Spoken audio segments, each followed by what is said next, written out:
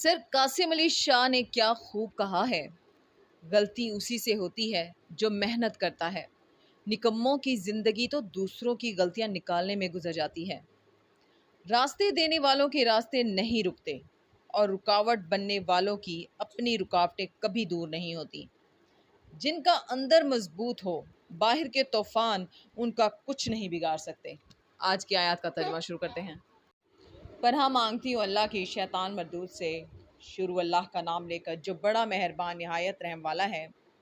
ان سے پوچھو کہ تم کو آسمان اور زمین میں رزق کون دیتا ہے، یا تمہارے کانوں اور آنکھوں کا مالک کون ہے، اور بے جان سے جاندار کون پیدا کرتا ہے، اور جاندار سے بے جان کون پیدا کرتا ہے، اور دنیا کے کاموں کا انتظام کون کرتا ہے۔ جھٹ کہہ دیں گے کہ اللہ، تو کہو کہ پھر تم اللہ سے ڈرتے کیوں نہیں؟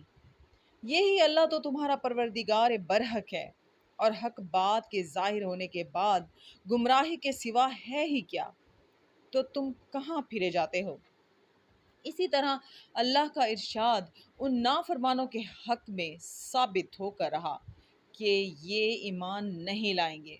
ان سے پوچھو کہ بھلا تمہارے شریکوں میں کوئی ایسا ہے کہ مخلوقات کو ابتداً پیدا کرے اور پھر اس کو دوبارہ بنائے؟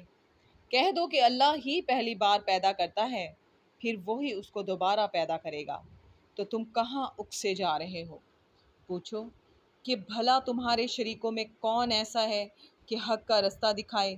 کہہ دو کہ اللہ ہی حق کا رستہ دکھاتا ہے۔ بھلا جو حق کا رستہ دکھائے وہ اس قابل ہے کہ اس کی پیروی کی جائے، یا وہ کہ جب تک کوئی اس سے رستہ نہ بتائے رستہ نہ پائے؟ تو تم کو کیا ہوا ہے؟ کیسا انصاف کرتے ہو؟ صدق اللہ العظیم۔